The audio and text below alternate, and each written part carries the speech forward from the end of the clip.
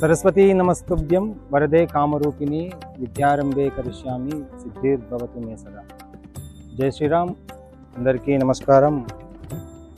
Welcome back to మన ఊరు గుళ్ళు. ఎట్లున్నారు అందరూ? మంచిగా ఉన్నారా? మీరు మంచిగా ఉండాలి, అందులో మేము కూడా ఉండాలి. మీకు అర్థమై ఉంటుంది నేను సరస్వతి శ్లోకం చదివినప్పుడే మేము ఎక్కడికి వచ్చామనేది. మీరు గెస్ చేసింది కరెక్టే. మేము కాళేశ్వరంలో జరుగుతున్న సరస్వతి పుష్కరాలకు వచ్చాము. ఇది త్రివేణి సంగమం. అంటే గనక మనకు గోదావరి, ప్రాణహిత, సరస్వతి ఈ మూడు నదులు ఇక్కడ కలవడం వలన దీన్ని త్రివేణి సంగమం అని అంటారు. ఇది వచ్చేసి మనకు ఈ నెల 15వ తేదీన రంగంపేట పీఠాధిపతులు శ్రీ శ్రీ శ్రీ మాధవానంద స్వామి చేతుల మీదుగా ప్రారంభించడం జరిగింది. ఈ నెల 15వ తేదీ నుండి 26వ తేదీ వరకు ఇక్కడ ఈ సరస్వతి పుష్కరాలు జరుగుతాయి.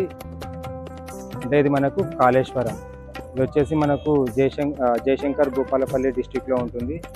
ఈ గుడి లోపల ఈ పుష్కరాల ప్రత్యేకత ఏంటి, ఇది ఎన్ని సంవత్సరాలకు వస్తుంది, ఇవన్నీ కూడా ఈరోజు మనం ఈ వీడియోలో తెలుసుకుందాం.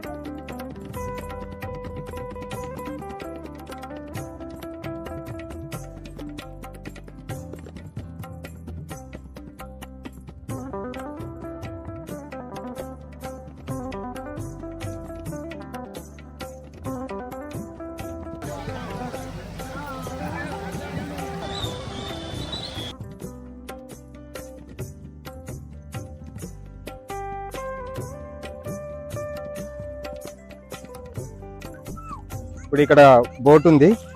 ఆ బోట్లో మనం ఒకసారి మొత్తం ఈ త్రివేణి సంగమంలో ఒక చుట్టేసుకొని వద్దాము. బోట్లోకి వెళ్తున్నాము.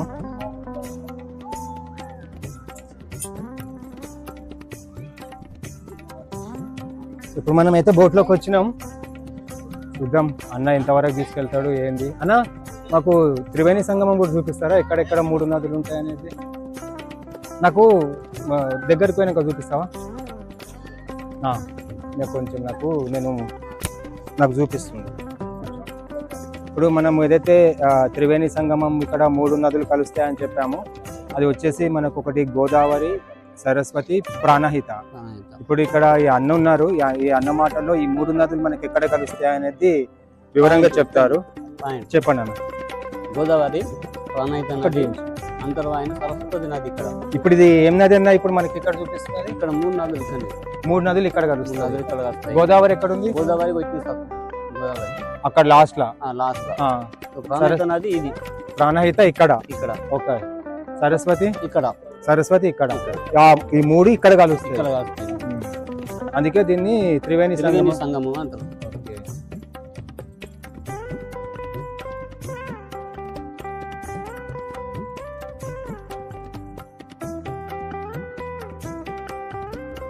బోట్ అయితే బయలుదేరింది. ఇప్పుడు పోతున్నాం చూడండి. ఆ కట్టు ఇప్పుడే బోట్ అయితే దిగినాము.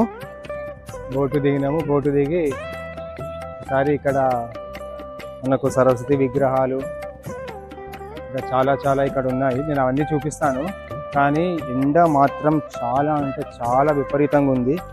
ఇక్కడికి వచ్చే వాళ్ళు దయచేసి మీరు సేఫ్టీగా ఈ ఎండకు సంబంధించి ఏవైతే సేఫ్టీ ఉంటుందో అది తప్పకుండా పాటించుకుంటూ ఇక్కడికి రండి. ఎందుకంటే టెంపరేచర్ మాత్రం అసలు చెప్తున్నాను కదా, హైదరాబాద్ టెంపరేచర్ కంటే కనుక ఇది చాలా అంటే చాలా ఎక్కువ ఉంది. ఓకే, ఇప్పుడు అక్కడికి ఒకసారి వెళ్దాము. అక్కడికి వెళ్ళి అక్కడ మనకు ప్రత్యేకంగా ఎలా ఉందో ఒకసారి నేను చూపిస్తాను. అసలుకి ఈ సరస్వతి పుష్కరాలకు ఉన్న ప్రాధాన్యత ఏంటి అది ఒకసారి ఈరోజు తెలుసుకున్నాను. భారతదేశ చరిత్రలోనే ఈ పురాణాలలో సరస్వతి నదికి చాలా ప్రాముఖ్యత ఉంటుంది. అంటే త్రివేణి సంగమంలో కూడా ఈ సరస్వతి నది అనేది ఒక భాగం.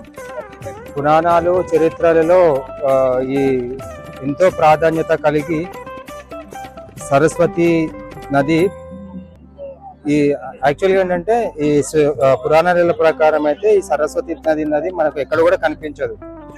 కొన్ని ప్రాంతాల్లో మాత్రమే కనిపిస్తుంది. పంచభూతాల్లో ఒకటైన నీటిని మన దేశంలో ఇప్పుడు మనం నీళ్లు చూస్తున్నాం కదా, ఇది మనకి ఎంత అంటే చాలా పరమ పవిత్రంగా భావిస్తూ ఉంటాము. అందుకే ఈ నీళ్లు ఇప్పుడు ఈ ప్రవహించే నీళ్లను మనము పూజిస్తూ ఉంటాము. అంటే ఇప్పుడు ఈ పుష్కరాల టైం అనే కాకుండా కనుక మనము ఎక్కడికైనా కానీ ఇప్పుడు కార్తీక మాసమే కానీ ఏ టైం ఎక్కడికైనా మనం వెళ్తే కనుక ఈ నది స్నానాలు అనేది చేసి కనుక అక్కడ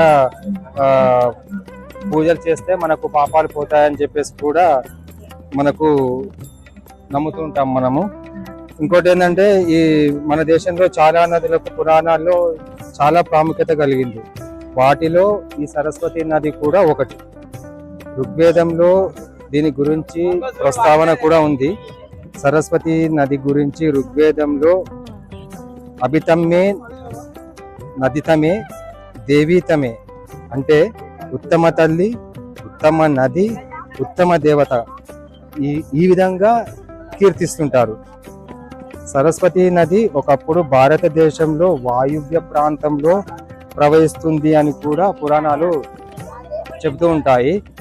సరస్వతి నది వచ్చేసి మనకు హిమాలయాలలో ప్రారంభమవుతుంది. హిమాలయాల్లో ప్రారంభమయ్యి భారతదేశంలో అనేక రాష్ట్రాల గుండా ప్రవహించి చివరకు అరేబియా సముద్రంలో కలుస్తుంది అని కూడా పురాతన గ్రంథాలు, భూగర్భ శాస్త్రవేత్తలు అధ్యయనాలు కూడా చేశారు దీని గురించి.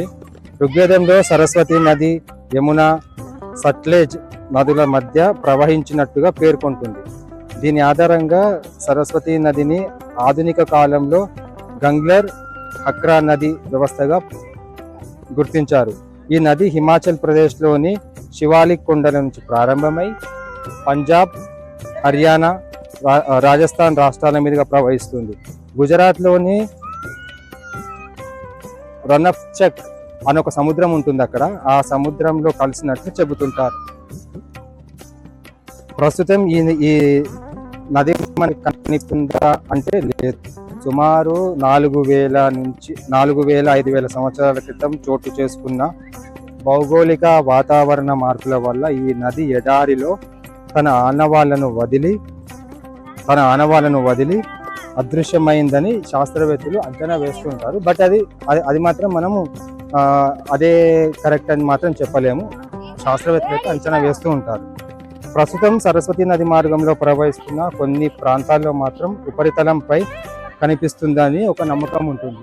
అంటే ఇది వచ్చేసి మనకు ఉత్తరాఖండ్లో మనే అనే ఊరు ఉంటుంది. ఈ మనే అనే ఊరిని సమీపంలో బద్రీనాథ్ వద్ద మనకు అలక్నంద అనే నది, ఈ అలక్నంద నదితో కలిసి సరస్వతి నది ఒక ఉపనదిగా గుర్తిస్తుంటారు. దీని ప్రకారం సరస్వతి నది హిమాచల్ ప్రదేశ్, పంజాబ్, హర్యానా, రాజస్థాన్, గుజరాత్, ఉత్తరాఖండ్ రాష్ట్రాలతో చారిత్రక సంబంధం కలిగి ఉంటుంది. ఈ సరస్వతి నది ప్రారంభం ఎక్కడుందో కూడా ఒకసారి తెలుసుకుందాం. ఈ సరస్వతి నది వచ్చేసి మనకు సరస్వతి నది ఆరంభం గురించి ప్రధానంగా 2 అభిప్రాయాలు మనకు వినిపిస్తున్నాయి. వీటిల్లో ఒకటి పురాతనమైనది ఉంటుంది, మరొకటి శాస్త్రీయంగా ఉంటుంది. పురాతనమైనది ఏంటి అంటే పురాణం ప్రకారం చూసుకుంటే ఈ సరస్వతి నది బ్రహ్మదేవుని కమండలం నుంచి ఉద్భవించి ఈ హిమాలయాల్లోని ఒక వృక్షం ఉంటుంది. ఆ వృక్షం వచ్చేసి మనకు లక్ష వృక్షం అంటారు. ఆ వృక్షం వద్ద ప్రారంభమవుతుంది అని చెప్పి చెప్తున్నారు. అలాగే శాస్త్రీయ అధ్యయనాల ప్రకారం చూసుకుంటే సరస్వతి నది హిమాచల్ ప్రదేశ్లోని శివాలిక్ కొండల్లోకి హర్కియాన్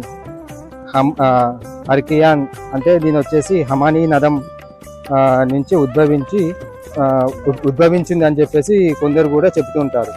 ఇది ఇంకోటి ఏంటంటే గర్వాల్ ప్రాంతం, బందర్ పూచ్, మాసిఫ్ వద్ద ప్రారంభమవుతుంది అనేసి మరొక అభిప్రాయం కూడా ఉంటుంది అని చెప్పేసి చెప్తూ ఉంటారు. నేను మీకు చూపించాను కదా త్రివేణి సంగమం అంటే గోదావరి, ప్రాణహిత, సరస్వతి. అంటే మనకు అక్కడ సరస్వతి కనిపించదు. ఈ గోదావరి, ప్రాణహిత అనేటివి ఈ 2 నదులు వచ్చేసి ఇప్పుడు నేను మీకు ఇంతకుముందు బోట్లో చూపించిన దగ్గర అక్కడ వచ్చి కలుస్తూ ఉంటాయి. ఇది ఈ సరస్వతి పుష్కరాలకు ఉన్న ప్రాముఖ్యత. మీకు ఈ వీడియో చూసే వారికి ప్రత్యక్షంగా కానీ పరోక్షంగా కానీ మీకు ఈ వీడియో చూసిన వారికి తప్పకుండా మంచి జరగాలని కూడా మేము మనస్ఫూర్తిగా కోరుకుంటున్నాము. ప్రతి ఒక్కరు కూడా సరస్వతి అమ్మవారి ఆశీస్సులు ఉండాలి, అలాగే ఆ పరమశివుని ఆశీస్సులు కూడా ఉండాలి. ఇది సరస్వతి పుష్కరాల యొక్క చరిత్ర. ఇంకా ఇక్కడ మనకు ప్రత్యేకంగా ఈ ఏర్పాట్లు ఏ విధంగా ఉన్నాయో చూద్దాము. ఇక్కడ వచ్చేసి మనకు ఫ్రీగా అంటే ఉచితంగా వైద్య శిబిరం కూడా ఏర్పాటు చేశారు. ఇక్కడ మనకు పిండ ప్రదాన కార్యక్రమం కూడా ఇక్కడ చూస్తున్నాం కదా, ఇక్కడ పిండ ప్రదాన కార్యక్రమం కూడా చేస్తుంటారు.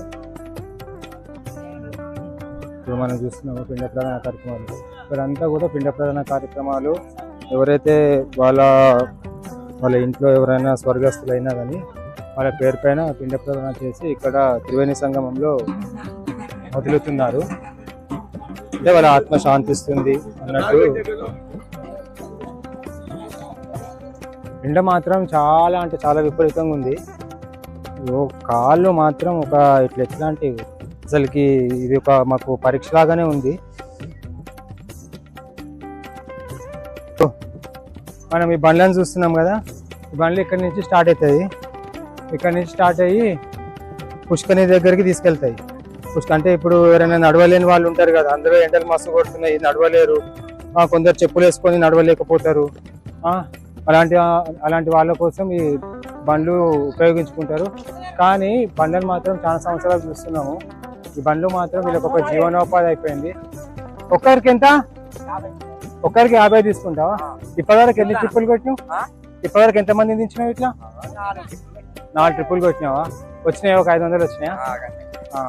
మరి ఈ పని లేనప్పుడు ఏం చేస్తావు బండిని? వ్యవసాయం పని. మరి ఇది బండి ఏం చేస్తావు? ఎప్పటికి ఉంటుంది నాకు, మీ దగ్గర ఉంటది. ఇప్పుడు ఇక పుష్కరాలు అని చెప్పి తిప్పుతున్నావా? పడతలు పడుతుంది కదా. సరే సరే సరే. అది మనిషికి 50 రూపాయలు తీసుకుంటారంట. ఇప్పటికి ఒక 4 ట్రిప్పులు కొట్టిండంట. మీకు ఇంకోటి చెప్తా, ఆడ పైన హెలికాప్టర్ పోతుంది చూస్తురా. ఆ హెలికాప్టరు ఇక్కడనే ఒక రౌండ్ వేస్తుందంట. అంటే మన సమ్మక్క సారలమ్మ గుడి కాడ ఎట్లుంటుందో అట్లా. పర్ హెడ్ వచ్చేసి 4500 అంట. ఇది కూడా గవర్నమెంట్ వాళ్ళది అనుకుంటుంది. గవర్నమెంట్ వాళ్ళు ఒక్కొక్కరికి 4500 తీసుకొని ఆడ ఒకటి హెలిప్యాడ్ ఉంటుంది, అక్కడి నుంచి స్టార్ట్ చేసి మొత్తం గుడి దాకా ఒక రౌండ్ కొట్టి మళ్ళీ దించేస్తారు. ఒక్కొక్కరికి 4,500 తీసుకుంటున్నారు. మనం ఇప్పుడు పుష్కరిణి ఘాట్ నుంచి కాళేశ్వర ముక్తేశ్వర దేవాలయంకి వచ్చాము. ఇక్కడ శివుడు యముడు గుళ్ళు కూడా ఇక్కడ ప్రత్యేకత. ఇక్కడ గోదావరి దాని ఉపనది అయిన ప్రాణాయిక నదులతో పాటు అంతర్వాహినిగా సరస్వతి నది ప్రవహించడం వలన త్రివేణి సంగమ తీరమైన దక్షిణ కాశీగా ప్రసిద్ధి చెందింది. శ్రీశైలం, ద్రాక్షారామ, కాళేశ్వరం అనే త్రిలింగ క్షేత్రాలలో ఒకటి ఈ క్షేత్రం ప్రసిద్ధిగాంచింది. ఇక్కడ ప్రత్యేకత ఏంది అంటే, సాధారణంగా గర్భగుడిలో ఎన్నో శివలింగాలు ఉంటాయి. ఒకటే కదా, కానీ ఈ గుడిలో మాత్రం 2 శివలింగాలు గర్భగుడిలో పూజలు అందుకుంటాయి. అందులో ఒకటి ముక్తేశ్వరుది అంటే శివుడు, మరొకటి కాళేశ్వరుది అంటే యముడు. ఇటువంటి ప్రత్యేకత కలిగిన ఈ గుడి బహుశా మన భారతదేశంలో ఎక్కడ కూడా కనిపించదేమో.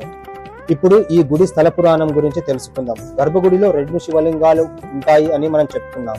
ఈ గుడి ప్రత్యేకత, ఈ ఆలయాన్ని దర్శించిన భక్తులందరికీ ముక్తేశ్వర స్వామి ముక్తిని ఇస్తుండడంతో యముడికి పని లేకుండా పోయిందట. అప్పుడు యమధర్మరాజు స్వామిని వేడుకోగా మమ్మల్ని కూడా తన పక్కనే లింగాకారంలో నిల్చోమన్నాడు అని శివుడు చెప్తాడు. దానికి ముక్తేశ్వరుని చూసి యముని దర్శించుకోకుండా వెళితే మోక్ష ప్రాప్తి దొరకదు అని, వాళ్ళు నరకానికి తీసుకుపోవచ్చని శివుడు చెప్పాడట. అందుకే భక్తులు స్వామిని దర్శించుకొని కాళేశ్వర స్వామిని కూడా దర్శించుకుంటారు. ముక్తేశ్వర స్వామి లింగంలో మరొక ప్రత్యేకత ఉంది. లింగంలో 2 రంధ్రాలు ఉన్నాయి. ఈ రంధ్రంలో నీరు పోసి అభిషేకిస్తే ఆ నీరు అక్కడికి సమీపంలో ఉన్న గోదావరి ప్రాణాయిత సంగమ స్థలంలో కలుస్తుంది అని భక్తుల నమ్మకం. ఇక్కడ మరొక ప్రత్యేకత గండదీపం యమకోణం. ఇక్కడ దీపం వెలిగించి యమకోణం నుంచి వెళితే గనక మనకు యమగండం నుంచి తప్పించుకోవచ్చు అని ఒక నమ్మకం. ఇందులో ఎలా వెళ్ళాలి, ఎలా రావాలి కూడా అక్కడ మనకు మార్క్స్ ఇవ్వడం జరిగింది. కాళేశ్వరం ముక్తేశ్వర దేవాలయం. ఈ గుడి మహదేవపుర మండలం కాళేశ్వరం ఊర్లో ఉంటుంది. దట్టమైన అడవి మధ్యలో పవిత్ర గోదావరి నది ఒడ్డున వెలసిన ఈ క్షేత్రం చాలా ప్రసిద్ధి చెందింది. ఈ వీడియో గనక మీకు నచ్చినట్టయితే లైక్ చేయండి, మీ దోస్తులకి షేర్ చేయండి. అలాగే మన ఊరు గుళ్ళు యూట్యూబ్ ఛానల్ని సబ్స్క్రైబ్ చేయండి. Thanks for watching. జై శ్రీరామ్. ధర్మో రక్షతే రక్షితః. ధన్యవాదాలు. ఓం నమ శివాయ. హర హర మహాదేవ శంభో శంకర.